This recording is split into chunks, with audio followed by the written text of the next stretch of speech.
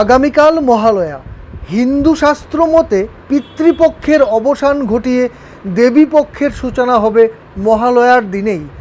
ভোরবেলায় মহিষাসুর মর্দিনীর বাণীর ধ্বনিতে মুখরিত হবে বেতার তরঙ্গ। অসুর সংহারিণী দুর্গার আগমনী বার্তা শুনে জেগে উঠবে সমগ্র বাঙালি সমাজ। প্রতি বছরের মতো আগামীকালও ভোর 4টে আকাশবাণীতে সম্প্রচারিত হবে বীরেন্দ্রকৃষ্ণ ভদ্রের অমর কণ্ঠে মহিষাসুর মর্দিনীর স্তোত্রপাঠ। বাঙালির কাছে মহালয়া মানেই দুর্গোৎসবের আগমনীর সুর, নূতন পোশাকের গন্ধ আর মাতৃশক্তিকে আহ্বান। তবে শুধু উৎসব নয়, মহালয়া দিনটি পূর্বপুরুষদের স্মরণ করাও একটি বিশেষ সময়।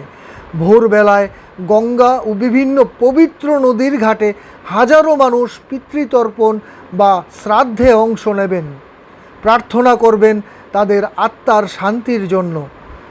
মহালয়া শেষ হলেই শুরু হবে দেবীপক্ষ।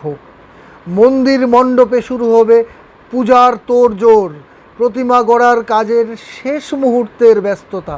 চারদিকে বাজবে ঢাকের আওয়াজ। বাঙালির শ্রেষ্ঠ উৎসব দুর্গাপুজোর প্রতীক্ষার মুখরিত হবে সর্বত্র। এভাবেই মহালয়া বাঙালির আবেগ, ভক্তি আর আনন্দের এক অঙ্গ হয়ে উঠেছে।